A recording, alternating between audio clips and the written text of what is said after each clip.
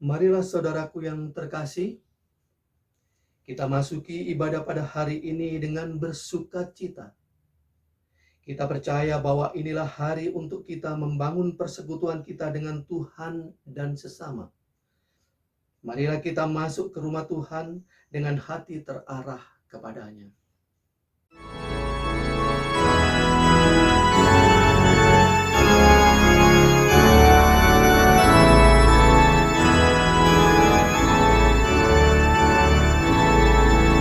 Bukalah gapura indah, aku masuk rumahmu, agar aku bahagia, jiwaku tenang teduh, dan memandang wajahmu dalam cahaya mulia.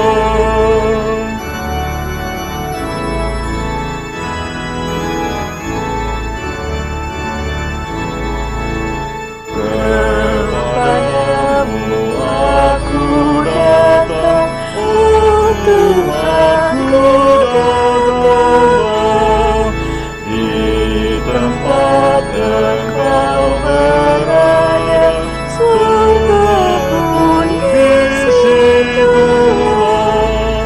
Masuklah di hatiku, jadikanlah rumahmu.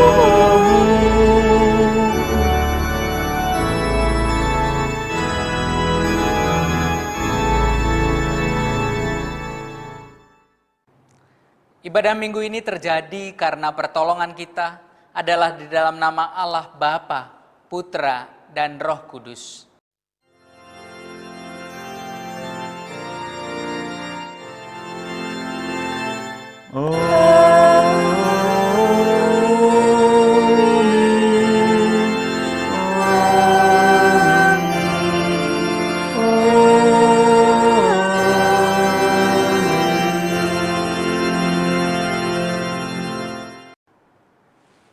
Damai Kristus besertamu.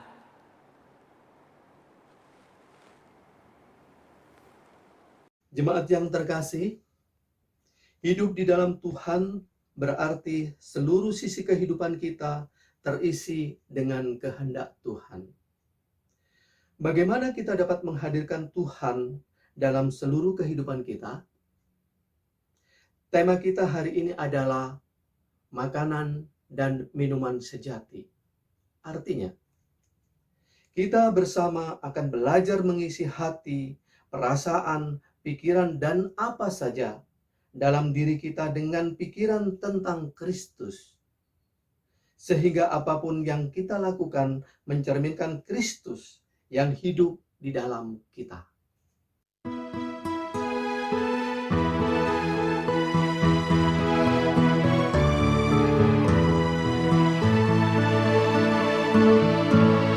Sekalipun diriku dapat berkata-kata dengan semua bahasa, bahasa manusia dan bahasa malaikat ataupun yang lainnya, tapi jika aku tak mempunyai kasih, aku serupa gunung yang menggema dan janang yang gemerincing.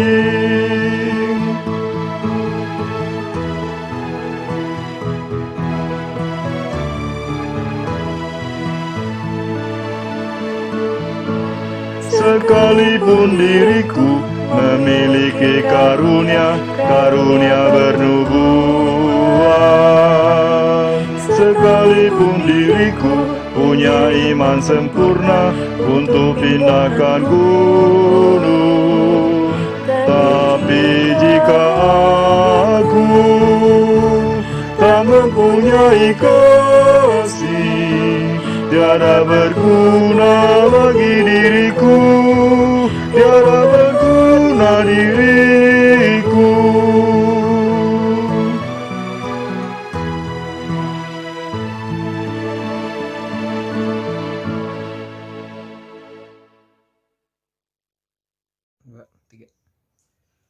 Saudaraku, marilah kita merendahkan diri di hadapan Tuhan.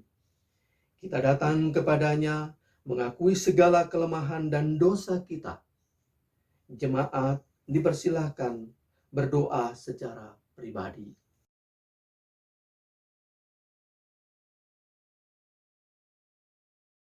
Ya Tuhan, inilah doa pengakuan dosa kami. Kiranya Engkau berkenan mengampuni dan membimbing kami untuk dapat terus-menerus diperbaharui hingga dapat menjadi serupa dengan-Mu. Di dalam nama Tuhan Yesus kami telah berdoa. Amin.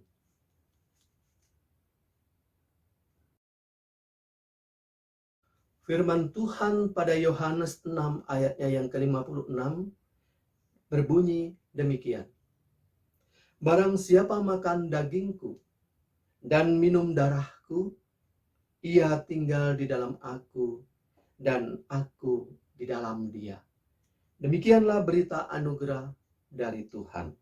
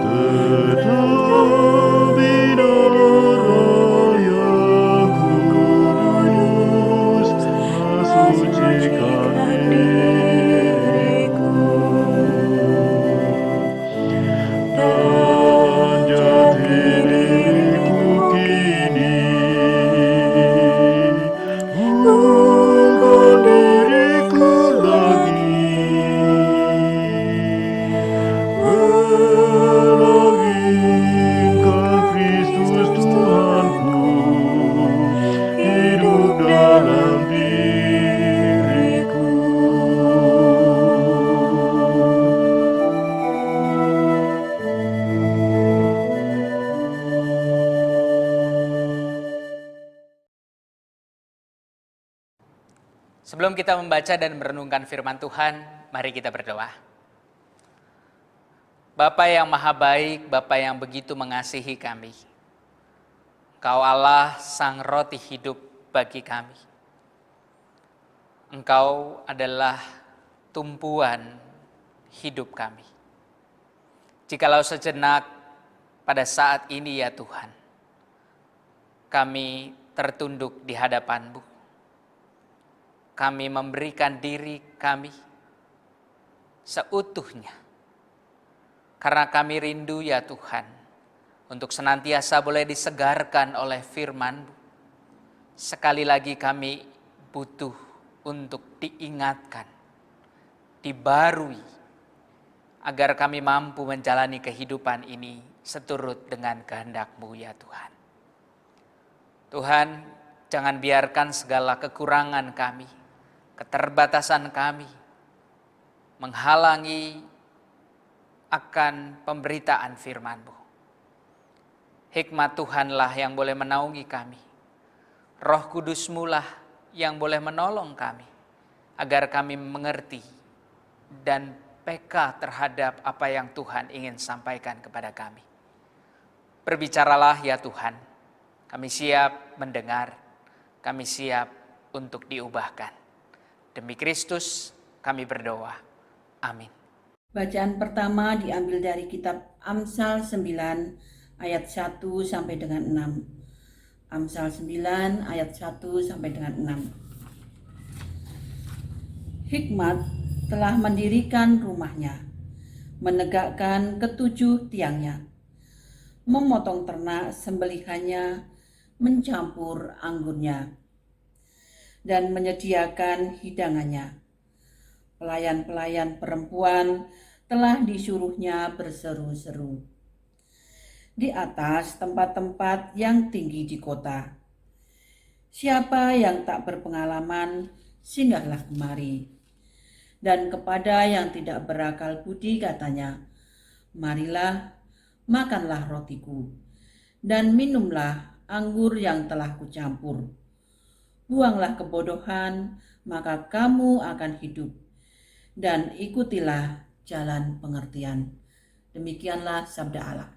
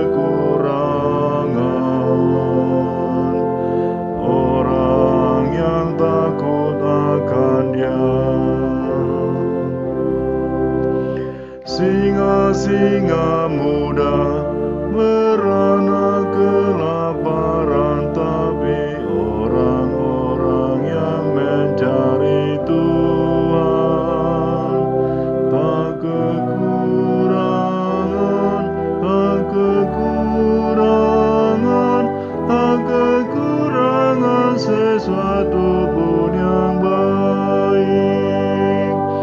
Mari anak-anak, dengarkanlah aku, takut akan Tuhan akan kuajarkan, kan kuajarkan, kan kuajarkan, kan kuajarkan kepadamu.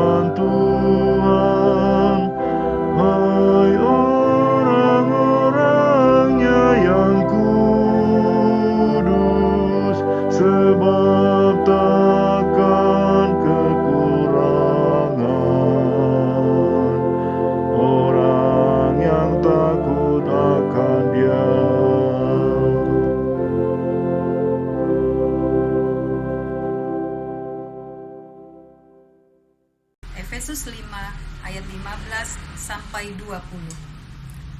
Karena itu, perhatikanlah dengan seksama bagaimana kamu hidup. Janganlah seperti orang bebal, tetapi seperti orang arif. Dan pergunakanlah waktu yang ada, karena hari-hari ini adalah jahat. Sebab itu, janganlah kamu bodoh, tetapi usahakanlah supaya kamu mengerti kehendak Tuhan. Dan janganlah kamu mabuk oleh anggur, karena anggur menimbulkan hawa nafsu. Tetapi hendaklah kamu penuh dengan Roh. Dan berkata-katalah seorang kepada yang lain dalam mazmur, kidung puji-pujian, dan nyanyian rohani.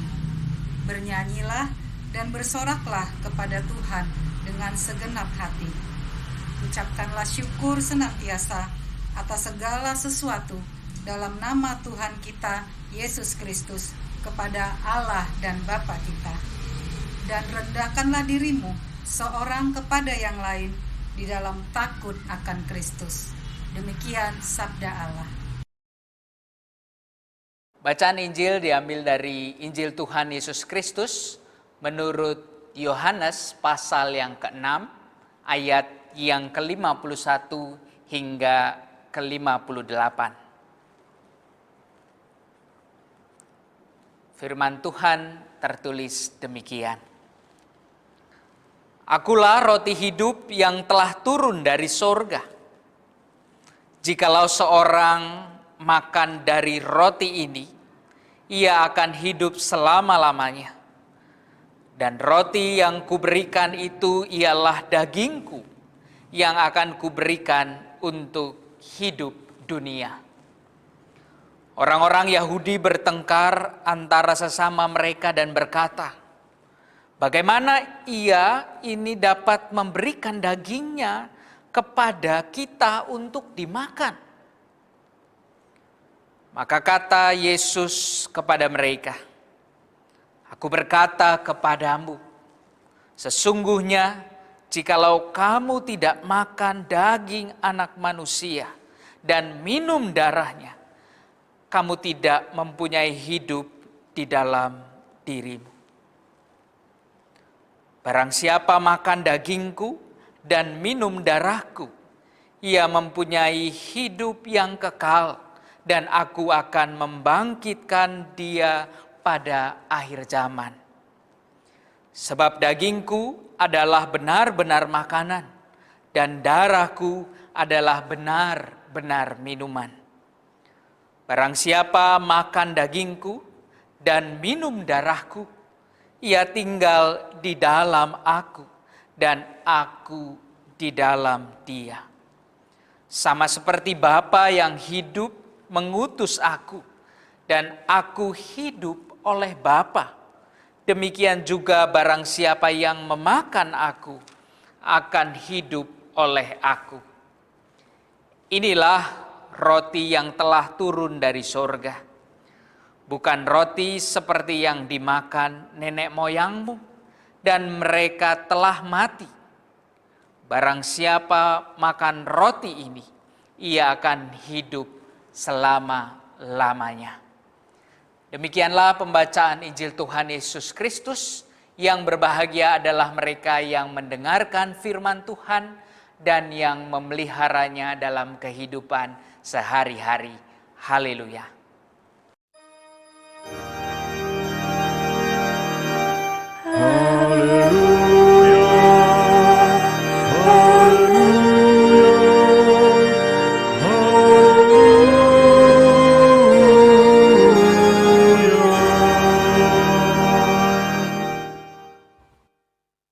Selamat pagi Bapak Ibu dan saudara-saudara yang terkasih.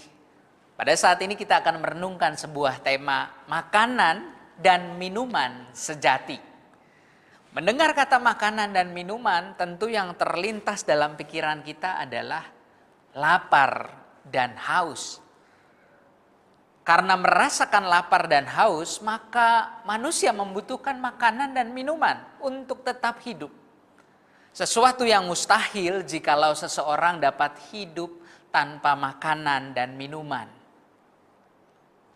Bapak, Ibu, dan saudara-saudara yang terkasih, kalau kita ingat di tahun 2018 kita pernah dikagetkan dengan sebuah informasi mengenai seorang perempuan dan anak-anak korban bencana di Palu, Sulawesi Tengah, yang pada waktu itu ternyata mereka selamat.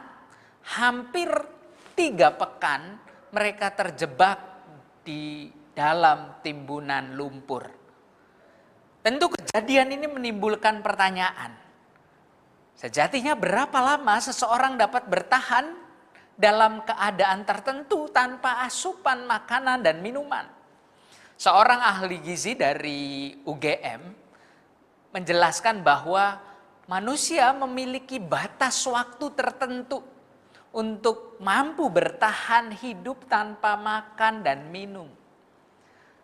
Manusia bisa bertahan tanpa makan kira-kira kurang lebih hingga 3 minggu. Namun tanpa minum biasanya hanya bisa bertahan 4-7 hari, tergantung situasi. Ya, misalnya bicara soal temperatur. Jika suhu dingin, mungkin manusia bisa bertahan lebih lama karena jumlah air yang dikeluarkan oleh tubuhnya lebih sedikit. Lain halnya apabila kondisi panas atau di bawah terik matahari.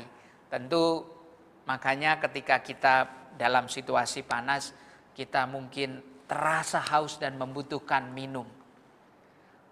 Bahkan sejarah pernah mencatat tokoh anti kekerasan India yang kita kenal, Mahatma Gandhi, yang pada saat itu berusia 74 tahun, mampu bertahan selama 21 hari dengan hanya menyerap air. Dia sama sekali tidak makan apapun kecuali air. Kita tahu air sangat penting bagi tubuh manusia. Tubuh manusia ini sejatinya 65% terdiri dari cairan. Sel-sel hidup dalam tubuh sangat memerlukan air untuk dapat berfungsi dengan baik. Namun berapapun yang tadi kita lihat gitu ya, hari yang bisa batas maksimal orang mampu bertahan, faktanya menunjukkan tetap ada keterbatasan.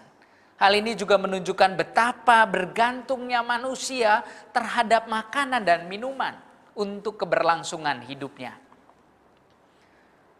Bapak, Ibu, dan saudara-saudara yang terkasih, sebuah metafora makan dan minum ini juga digunakan oleh Yesus berbicara ke banyak orang.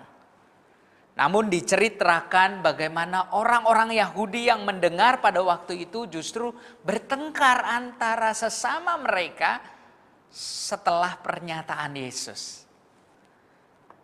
Kita perlu mengetahui bahwa dalam sebuah konsep pada zaman itu, orang memandang ada sebuah pandangan bahwa tubuh ini adalah sesuatu yang fana, sesuatu yang lekat dengan dosa.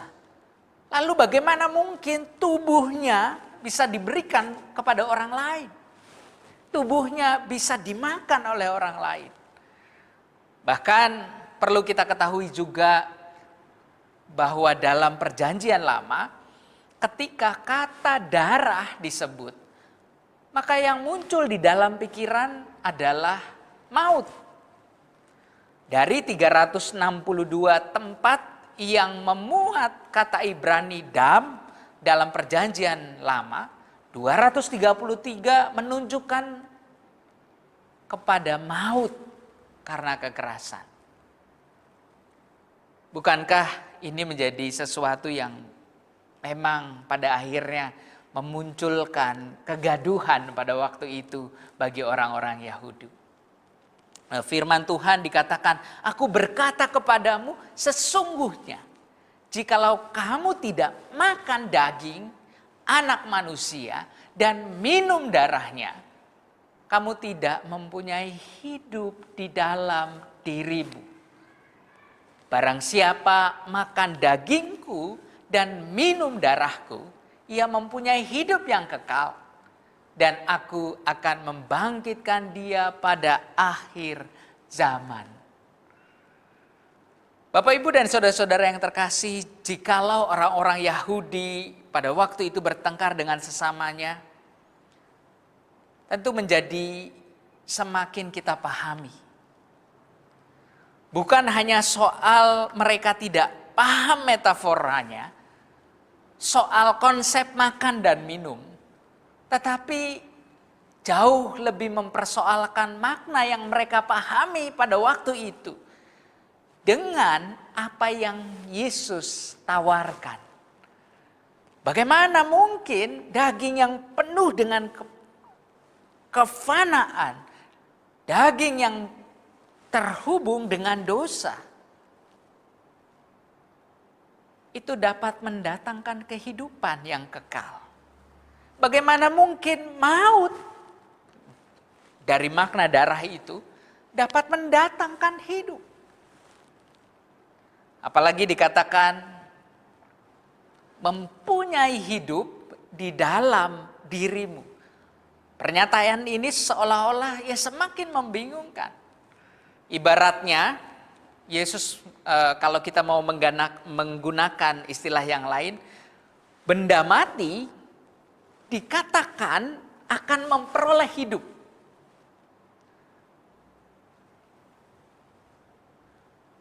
Mungkin ini menjadi sesuatu yang baru. Tetapi bagaimana kalau dikatakan makhluk hidup bisa hidup? Bukankah ini sesuatu yang dirasa aneh? Dikatakan ada hidup dalam diri seseorang. Seolah-olah ada kehidupan lain di dalam diri kita. Bukankah ini menjadi sesuatu yang semakin membingungkan mereka? Bahkan firman Tuhan dikatakan, aku berkata kepadamu, sesungguhnya jikalau kamu tidak makan daging anak manusia dan minum darahnya, kamu tidak mempunyai hidup di dalam dirimu. Barang siapa makan dagingku dan minum darahku, ia mempunyai hidup yang kekal, dan aku akan membangkitkan dia pada akhir zaman. Dari kata yang dikatakan di sana ketika menggunakan istilah jikalau, bahkan di sana digunakan kata barang siapa makan. Artinya Yesus ingin mengatakan di dalam hidup itu sebenarnya ada sebuah pilihan yang tentu dimaknai hidup yang mendatangkan sesuatu yang semu atau yang sejati. Dibahasakan mungkin tidak makan dan minum Yesus akan menghasilkan hidup yang sembuh. Dengan kata lain bahwa jikalau orang menolak Yesus untuk dimakan, menolak Yesus menjadi bagian dalam hidup. Bukankah faktanya memang begitu banyak orang menolak Yesus, tidak mau memakan daging dan darah Kristus itu sendiri. Sebuah simbol bagaimana penerimaan. Banyak orang menolak baik secara langsung maupun tidak langsung. Menjadikan Tuhan bagian dalam dirinya, tentu harus mau menanggalkan diri. Maka tidak jarang orang akhirnya menolak karena begitu sulit untuk menanggalkan diri. Meletakkan hawa nafsu kita. Bukankah seringkali manusia mengandalkan hawa nafsu sendiri?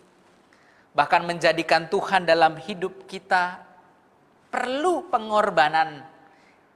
Kita mungkin mengorbankan banyak hal.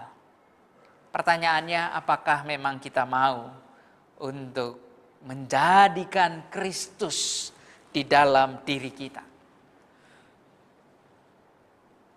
Mungkin orang bisa mengatakan, ya pikir-pikir dululah.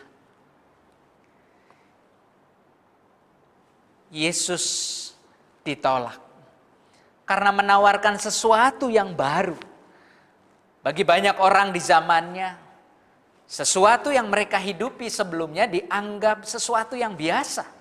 Dan itulah yang mereka sebut hidup. Kehidupan agama mereka, bahkan kehidupan sesehari dalam relasi, ternyata itulah yang semu. Yesus memberikan sebuah tawaran baru. Makan daging dan minum Yesus yang kemudian akan menghasilkan hidup yang sebenarnya, yaitu hidup yang dikehendaki Allah. Berbeda halnya dengan hidup yang semu. Dalam keadaan lapar dan haus akan tawaran dunia, orang begitu mengandalkan, memuaskan dirinya, mengejar segala sesuatu apa yang ditawarkan dunia. Itulah sejatinya menjadi hidup yang semu. Pertanyaannya, apakah kita mau memilih tawaran Yesus di dalam kehidupan kita sehari-hari? Memang jalan penuh tantangan selalu dihindari banyak orang. Jalan pintas selalu diminati. Jalan mengasihi dianggap terlalu sulit dibandingkan melampiaskan kemarahan dan dendam. Saya mau mengajak kita untuk merenungkan. Jika engkau mengejar sesuatu, mencari sesuatu di dalam kehidupan ini, hidup seperti apa yang telah kita bangun? Hidup seperti apa yang kita ciptakan pada saat ini? Hidup yang sejati atau hidup yang semu? Hidup rumah tangga yang kita bangun saat ini, apakah hidup sejati yang di dalamnya senantiasa ada Tuhan yang menjadi pemimpinnya? Bapak, Ibu, dan saudara-saudara yang terkasih, setidaknya saya akan mengajak kita untuk merenungkan dua hal. Ketika kita memang memahami, ya, Kristus adalah makanan dan minuman sejati. Mari mulai dengan pertanyaan yang pertama. Mari pertanyakan, untuk apa saya hidup? Firman Tuhan mengatakan, akulah roti hidup yang telah turun dari sorga. Jikalau seorang makan dari roti ini, ia akan hidup selama-lamanya, dan roti yang kuberikan itu ialah dagingku yang akan kuberikan untuk hidup dunia. 2 kali dikatakan kuberikan. Dalam pilihan yang diperhadapkan kepada kita, di sanalah ada anugerah Tuhan melalui kata kuberikan. Ini bukan kita yang mengambilnya, tetapi Kristus yang sejatinya memberikan dirinya. Jikalau kita memahami bahwa segala hidup ini adalah anugerah, maka tentunya hidup ini penuh dengan rasa syukur. Hidup ini sampai pada kata cukup dengan apa yang kita miliki. Ada penghargaan pada diri sendiri. Kita memandang diri kita adalah orang-orang yang menerima anugerah itu. Bahkan ada penghargaan juga pada orang lain. Karena kita adalah sama-sama orang yang menikmati berkat Tuhan, anugerah Tuhan. Karena hidup adalah sebuah perayaan anugerah Allah bersama dengan orang lain. Darah terkait maut itu tentu kembali mengingatkan kita akan pengorbanan Kristus bagi manusia. Ia memberikan dirinya. Dikatakan kuberikan untuk hidup dunia yang seharusnya menerima maut akibat dosa. Tetapi justru kita memperoleh anugerah di dalam kehidupan ini. Setelah kita memahami pertanyaan yang pertama tadi, kemudian tentu akan memunculkan pertanyaan yang kedua. Kalau hidup ini adalah anugerah, bagaimana saya harus hidup? Apa yang kita baca di dalam Efesus pasal 5 ayat yang ke-15, di sana dikatakan, karena itu perhatikanlah dengan seksama bagaimana kamu hidup. Janganlah seperti orang bebal, tetapi seperti orang arif. Kata perhatikanlah dengan seksama, dalam terjemahan NIV dikatakan, be very careful then how you live. Berhati-hatilah, berjaga-jagalah mengenai apa yang kemudian kita lakukan di dalam kehidupan ini. Jangan seperti orang bebal, tetapi seperti orang arif. Sesuatu yang menarik disandingkan orang bebal dengan orang arif. Orang bebal itu kita kenal dengan orang yang gak mau dikasih tahu. Dikasih tahu tetap saja tidak berubah. Berbeda halnya dengan orang arif. Ia bisa belajar dengan banyak hal. Seberapa banyak firman Tuhan yang kita terima. Mungkin kita membaca begitu banyak bagian dari firman Tuhan, tetapi hidup kita tidak berubah. Jangan-jangan kita sedang menjadi orang yang bebal, bukan menjadi orang yang arif.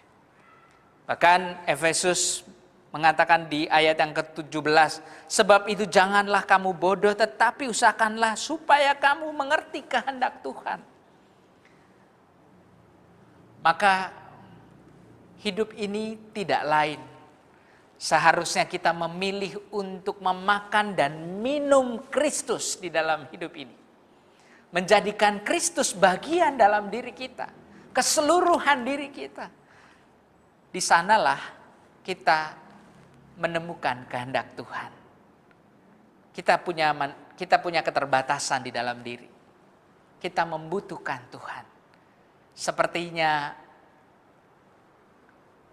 seolah terkadang kita mampu berjalan sesuai dengan kekuatan kita.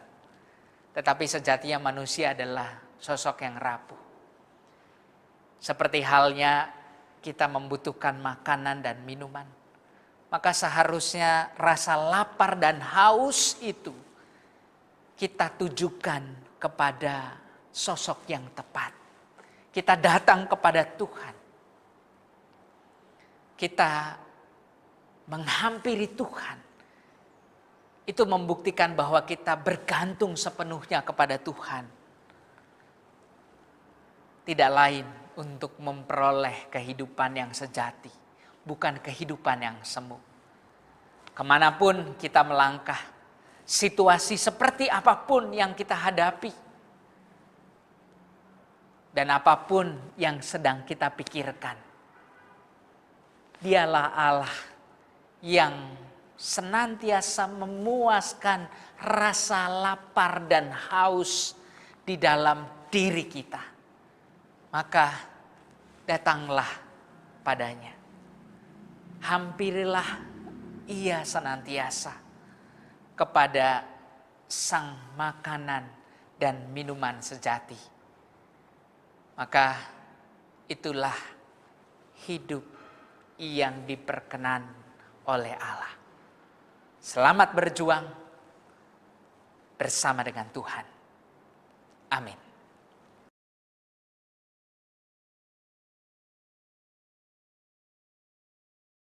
Seperti gereja di segala abad dan tempat, marilah kita bersama-sama menyatakan iman percaya kita menurut pengakuan iman rasuli dengan menyatakan, aku percaya kepada Allah, Bapa yang Maha Kuasa, Khalik langit dan bumi, dan kepada Yesus Kristus, anaknya yang tunggal, Tuhan kita, yang dikandung dari Roh Kudus, lahir dari anak darah Maria, yang menderita sengsara di bawah pemerintahan Pontius Pilatus, disalibkan, mati dan dikuburkan. Turun ke dalam kerajaan maut. Pada hari yang ketiga, bangkit pula dari antara orang mati. Naik ke surga, duduk di sebelah kanan Allah, Bapa yang Maha Kuasa. Dan dari sana Dia akan datang untuk menghakimi orang yang hidup dan yang mati. Aku percaya kepada Roh Kudus, gereja yang kudus dan am, persekutuan orang kudus, pengampunan dosa, kebangkitan orang mati, dan hidup yang kekal. Amin. Mari kita berdoa. Bapa di dalam surga, Bapa yang penuh kasih, Engkau Allah yang mengerti setiap kami. Kami bersyukur Tuhan atas pemeliharaan-Mu, untuk kesehatan, untuk keluarga, untuk setiap hal yang masih Tuhan percayakan kepada kami. Jikalau pada saat ini ya Tuhan, kami juga teringat untuk saudara-saudara kami yang pada saat ini masih terus berjuang menghadapi COVID-19. Yang mungkin mereka terpapar COVID-19. Tuhan yang boleh tolong mereka, Tuhan yang boleh mampukan mereka untuk tetap berpengharapan kepada Tuhan, tetap mau bersuka cita di dalam Tuhan. Dan biarlah damai sejahtera itu Tuhan letakkan di dalam hati pikiran mereka, sehingga mereka mampu melewati proses pemulihan, pengobatan dengan baik. Tuhan, jikalau kami juga teringat kepada saudara-saudara kami yang pada saat ini juga lemah tubuh di dalam sakit penyakit yang lain, ataupun para orang tua kami, para lansia. Tuhan yang boleh tolong, Tuhan yang boleh terus bersama-sama dengan mereka. Di dalam tubuh yang lemah ini ya Tuhan, kami percaya Tuhan berkarya. Tuhan tetap tidak pernah meninggalkan mereka. Maka jangan biarkan mereka merasakan kesepian. Biarlah setiap orang yang ada bersama-sama dengan mereka boleh menunjukkan kasih mereka. Mereka boleh tetap merasakan sukacita, damai sejahtera dari Tuhan senantiasa ada bersama-sama dengan mereka. Tuhan, kami berdoa untuk setiap kami yang mungkin pada saat ini bergumul akan banyak hal. Bergumul karena dampak dari pandemi COVID-19 ini. Bagi usaha mereka, pekerjaan mereka, keberlangsungan kehidupan keluarga mereka. Baik secara ekonomi, baik di dalam kehidupan sosial. Tuhan, Engkau yang terus bersama-sama dengan kami. Engkau yang terus memberikan kami keyakinan untuk senantiasa mau meletakkan kekhawatiran kami, kesusahan kami, jeritan kami hanya kepadamu ya Tuhan. Ajari kami untuk senantiasa mau terus berusaha. Di saat seperti ini mungkin kami perlu mengusahakan segala sesuatunya dengan lebih keras. Kami percaya Tuhan menyediakan pintu-pintu bagi berkat Tuhan itu sendiri yang boleh kami songsong. Tuhan, kami berdoa untuk gereja-Mu. Biarlah gereja-Mu tetap menjadi rumah bagi semua orang. Suasana di mana kami boleh terus bertumbuh di dalam pelayanan kami. Tuhan yang boleh mampukan kami untuk boleh bisa menyingkapi segala perbedaan di dalam pelayanan. Tuhan yang boleh memberikan kami hati sebagai hamba, yang boleh terus mempersembahkan segala sesuatunya hanya untuk kemuliaan bagi nama Tuhan, yang tidak mencari-cari kesalahan bagi orang lain, tetapi mau bersama-sama saling memperlengkapi, saling membangun, dan saling mengingatkan. Tuhan, ajari kami semua untuk senantiasa menjadi hamba yang berkenan di hadapan-Mu. Tuhan, kami berdoa untuk bangsa ini. Terima kasih untuk setiap hal yang boleh Tuhan masih percayakan bagi bangsa ini. setiap proses penanggulangan bencana yang dialami. Di tengah krisis, di tengah apapun yang dialami oleh bangsa bahkan dunia, negara kami boleh terus menunjukkan perbaikan, menunjukkan progres yang lebih baik. Dan kami percaya itu semua hanya karena campur tangan Tuhan. Maka biarlah Tuhan, Engkau yang boleh memperlengkapi para pemerintah kami. Engkau yang boleh memberikan kesadaran kepada masyarakat untuk boleh menjadi bagian dari negeri ini, untuk menciptakan situasi yang baik, situasi yang bahu-membahu, peduli satu dengan yang lain, sehingga kami boleh terus bersama-sama bergandengan tangan, dan kami boleh terus merasakan cinta kasih Tuhan di dalam kehidupan kami sehari-hari. Inilah Tuhan doa dan seruan kami untuk setiap hal yang boleh kami bawakan, untuk setiap hal yang boleh kami hanturkan di hadapan Tuhan. Kiranya Tuhan boleh mendengar dan menjawab dengan cara Tuhan sendiri. Dan kami boleh mengakhirinya dengan doa yang Tuhan ajarkan kepada kami.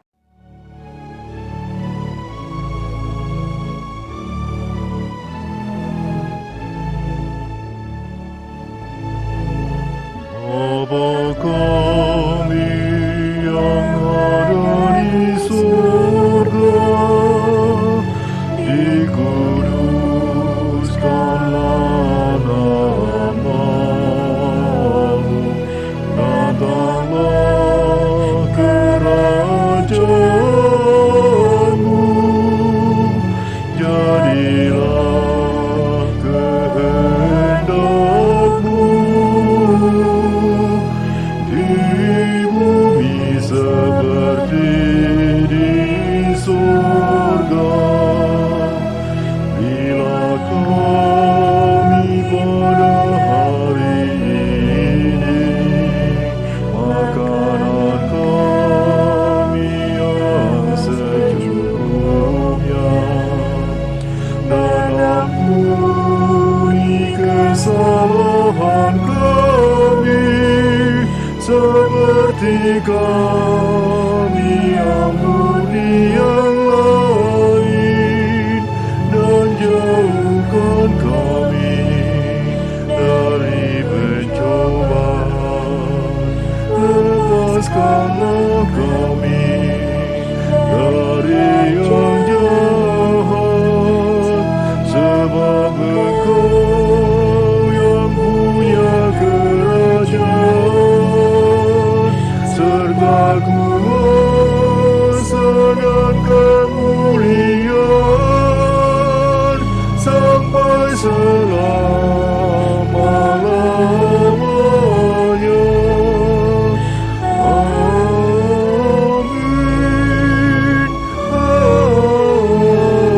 Amin.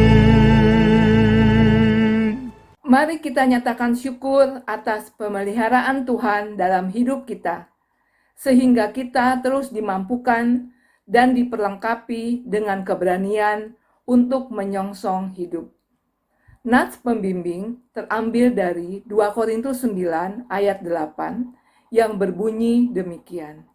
Dan Allah sanggup melimpahkan segala kasih karunia kepada kamu, supaya kamu senantiasa berkecukupan di dalam segala sesuatu, dan malah berkelebihan di dalam pelbagai kebajikan.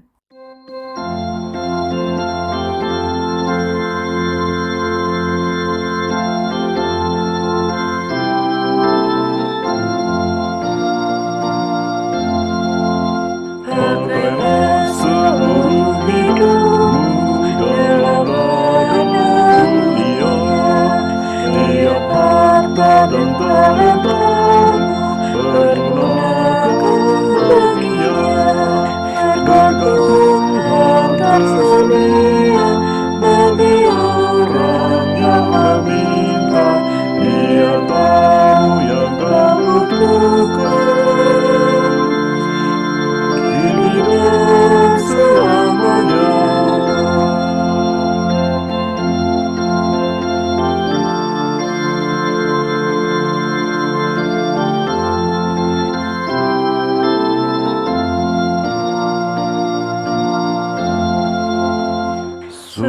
banyak waktu terbuang untuk hal yang tak perlu.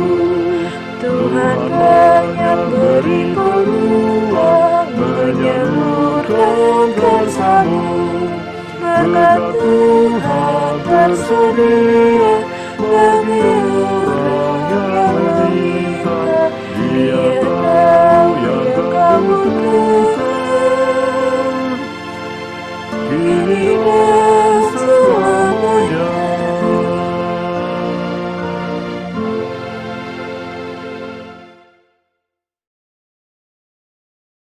Mari kita berdoa. Tuhan Yesus, kami mengucap syukur untuk setiap berkat yang Engkau berikan dalam kehidupan kami. Dari berkat-Mu juga inilah Tuhan, kami dapat memberikan persembahan syukur pada saat ini. Terimalah dan kuduskanlah persembahan kami, agar dapat kami pergunakan untuk pelayanan gereja-Mu dan untuk kemuliaan nama-Mu. Di dalam nama Tuhan Yesus kami berdoa. Amin.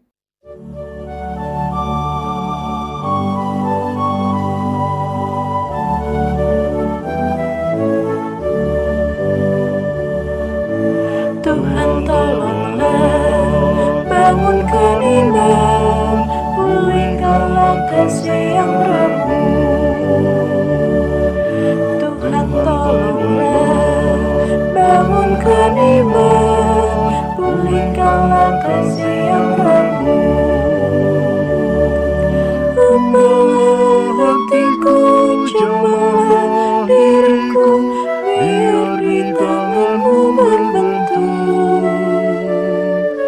Tuhan tolonglah, bangunkan iman, pulihkanlah kasih yang remuk.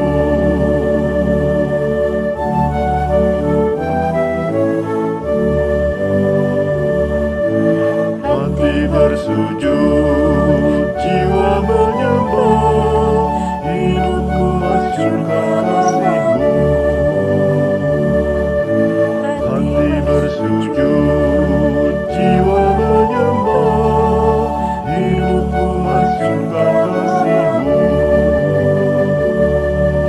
Terimalah baktiku, layakkan diriku untuk kemuliaan nama-Mu. Hati bersujud, jiwa menyembah, hidupku hancurkan kasih-Mu.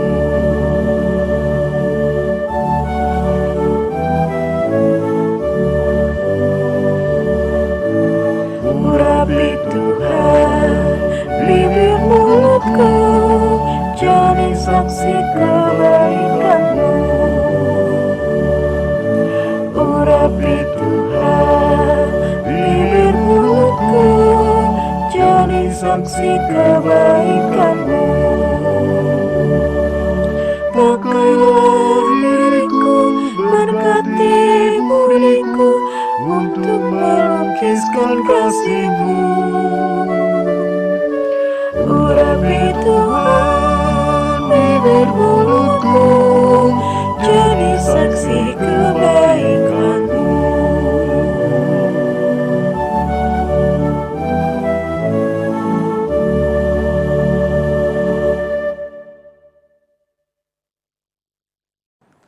Arahkanlah hatimu kepada Tuhan. Jadilah saksi Kristus. Terpujilah Tuhan. Jalanilah keseharianmu dalam damai sejahtera dan terimalah berkat dari Tuhan. Tuhan memberkati dan melindungi engkau. Tuhan menyinari engkau dengan wajah-Nya dan memberi kasih karunia. Tuhan menghadapkan wajah-Nya kepadamu dan memberi damai sejahtera.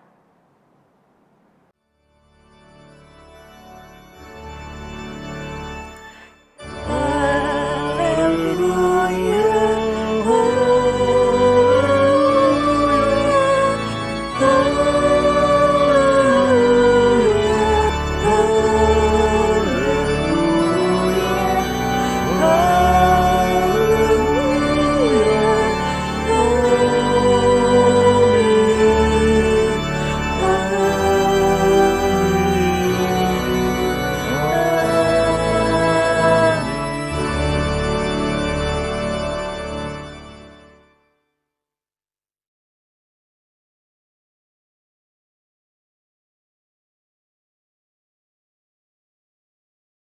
Tuhan tolonglah, bangunkan iman, pulihkanlah kasih yang remuk.